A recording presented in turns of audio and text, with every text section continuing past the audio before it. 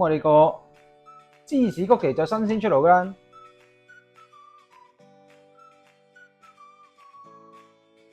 大家好，我係朱 Sir 啊！今日咧呢條影片咧，我會教大家整一個非常好食嘅芝士曲奇餅。咁喺幾年之前咧，我已經拍過一個叫做一口芝士酥嘅曲奇餅噶。嗰陣時咧，好多網友都跟過嚟做，係好好食嘅。但係今日呢個 recipe 比例咧，我哋係嗰個糖咧，我再 set 低少少，芝士比例再 set 高少少。而今次嘅做法咧係更加簡單嘅，廚師機都唔使用噶啦。咁我哋而家就睇下點樣整啦。Let's go！首先我哋就睇下所有嘅食材先啦。呢度我哋有室溫嘅蛋液啦、牛油、低筋麵粉同埋高筋麵粉、帕瑪臣芝士同埋呢個車打芝士，同埋過篩嘅糖霜啦、鹽。咁呢個曲奇餅咧，我哋首先會係用到粉油法先嘅。咩叫粉油法咧？即係簡單啲嚟講，將牛油同埋麵粉 mix 埋一齊先。今日呢個份量就比較少，我就唔開廚師機啦，咁直接手搓就算數噶啦。呢度我哋有牛油，輕輕切一切粒先。牛油嘅溫度咧就參考係18至20度左右，cut 碎佢。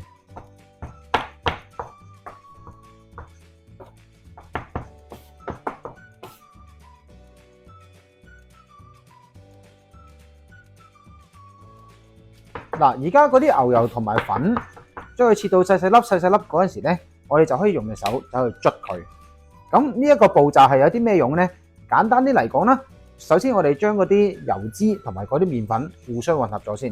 咁喺嗰啲麵粉粒表面上嗰度咧，佢有一層薄薄地嘅油脂喺表面啦。然之後我哋先加入液體嗰部分，即係蛋液。咁樣你呢一種做法咧，係可以減低個麵筋形成，可以令到你嗰個曲奇餅咧做出嚟嘅口感更加鬆化嘅。呢個係其中一款整曲奇餅嘅手法。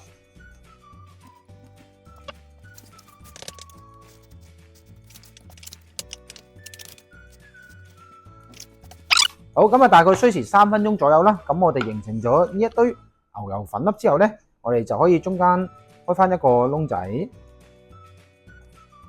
加入埋呢個糖霜同埋海鹽啦，同埋呢一個室溫嘅蛋液，加晒落去。再嚟一個輕手混合，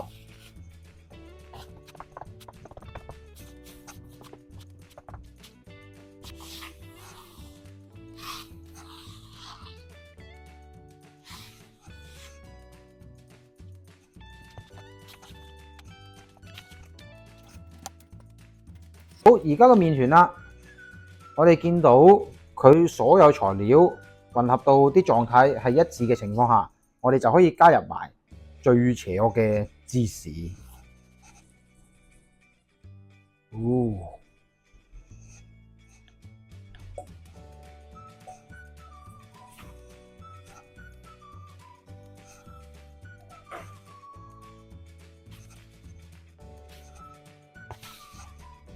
咁我哋加入咗芝士之後咧，我哋就唔好點樣搓佢嘅啦，因為你搓得太勁嘅情況下，咁你個麵筋就會比較強啦。咁你做出嚟嗰個曲奇餅咧就唔夠鬆化噶啦。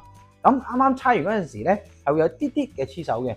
咁我哋緊成團之後咧，可以俾少量嘅手粉黏附喺個麵團嘅表面上，方便操作。然後啦，咁我哋可以準備一個長方形嘅盤啦，跟住擺個麵團落去。再揾支棍碌薄佢，咁可以更加好地咁控制好嗰個餅乾嘅厚度，等佢焗出嚟咧更加嗰啲顏色同埋嗰個熟度係一致嘅。咁參考啦，呢個盤嘅厚度咧就大概係1.5 cm 咁就已經 OK 嘅啦。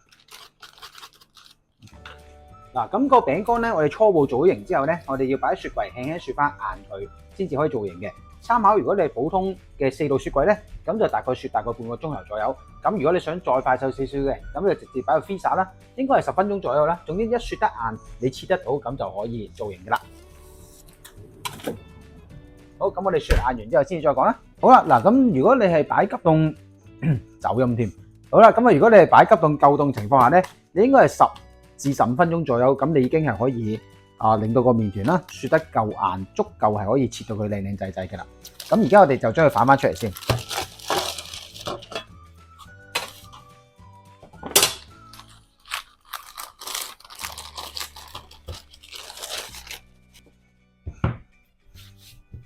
然之後咧，我哋就切翻我哋自己個人喜歡嘅形狀，咁啊已經可以噶啦。參考，首先我會切咗大概3cm 闊度嘅長方形先，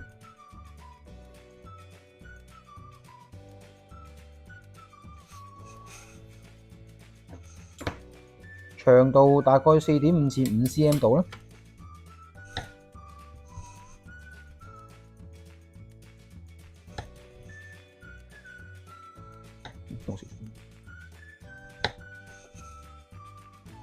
然之後平均每一粒，我再對角咁樣開。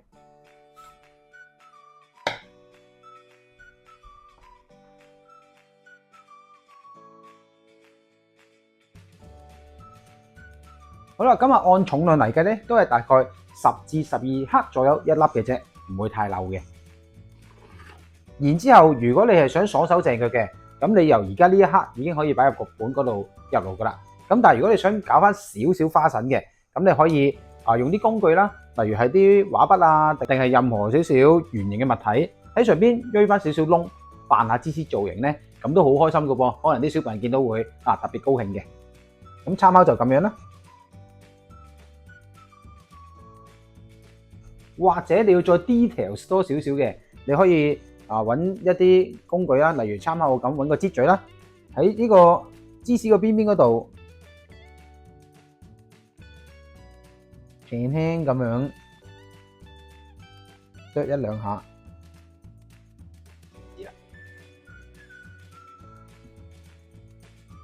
咁就令到你哋個芝士餅乾望落去更加芝士啦。咁但係咧，我哋就唔好喺呢張台度。咁我哋咧就都要講求翻爽手淨腳嘅。咁我哋就唔好喺度搞，我哋直接一次過擺晒落個焗盤嗰度，直接喺嗰度做完形啦，即刻入爐噶啦。如果唔係呢度搞完又執過去，呢度搞完又執過去，咁樣你會係好嘥時間嘅。咁我哋一次過排好晒，先至一次過做形啦。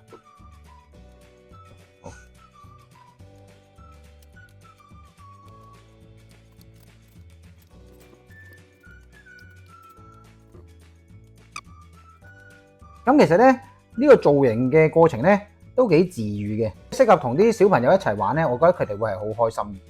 咁同埋你都唔使話覺得話會唔會好麻煩啊？正常嚟講就唔會嘅，因為如果你話參考我而家咁一路錄影緊，一路講嘢嚟計，其實都係5分鐘左右，你已經篤好晒啲窿窿嘅啦。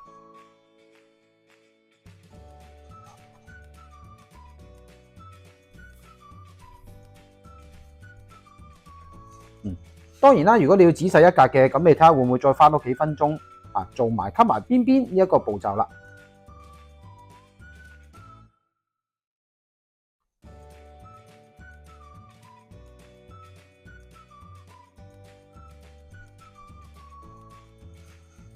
咁如果有啲中意野味少少嘅朋友，唔怕辣嘅，不妨試下揼少少黑椒碎落去，咁都別有番風味嘅。咁呢度我就留翻少少筍，有啲唔筍啦。好，然之後我哋就可以放入焗爐噶啦。佢呢個咧底火咧會係比較容易燶嘅，所以我建議大家係煎多一個盤晾起佢啦。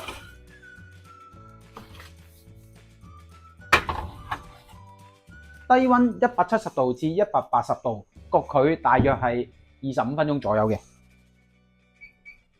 好，今日大概25分鐘啦。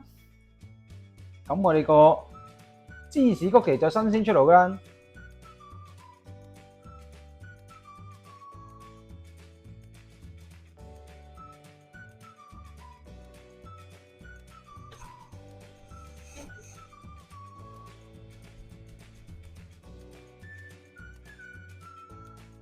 嗱，咁我哋睇下啦。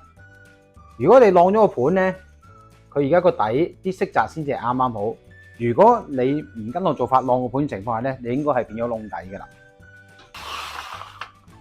咁趁佢而家暖暖地嗰陣時咧，我哋就將佢移到個架度，等佢吹動先。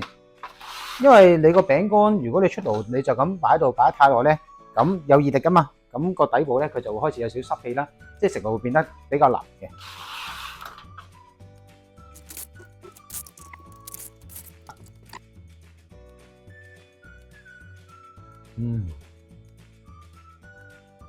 真係好好食，搞唔掂。佢呢個咧比起上一次嗰個一口芝士酥咧，佢做出嚟口感係嗰個粉感啊更加低啦，更加鬆化，一流，一定要試。咁嗰啲食唔晒嗰啲曲奇餅，我哋就將佢放喺個鐵罐度啦，加多包乾燥劑，跟住呢度外邊咧，我哋可以輕輕咁樣圍翻張膠紙啦。咁個保質期咧，大概係擺喺室溫係半個月左右，係冇乜問題嘅。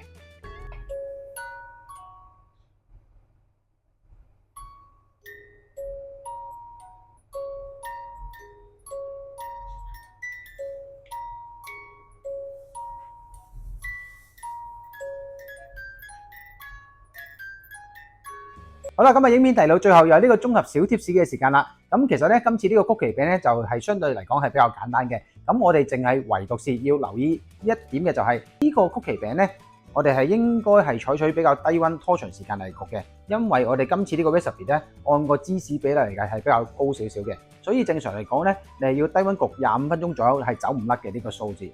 如果你見到佢太快上色嘅話咧，你一定要用盡你任何嘅方法，點都唔好俾佢出爐住先。例如係上面冚下紙又好，定係開條門罅都好。因為如果你焗得嗰10零分鐘，你就想出爐嘅話咧，咁呢個曲奇餅應該個心食落去會係偏向濕濕地嘅。咁啊，除咗呢個 tips 之外咧，咁我都冇乜嘢要特別補充啦。好，今次分享又分享到呢度啦。啱睇就攞去洗，唔啱睇就到免費睇啦。呢隻芝士曲奇餅，你哋一定要試，好好食。我哋下條影片再見，拜拜。新嘅烹飪課程已經上傳到教室網頁啦，由甜品到曲奇餅、伴手禮、朱古力、叉燒包、無糖歐包等等，包羅萬有啊！快啲嚟挑選下你心儀嘅課程，我哋一齊開開心心整。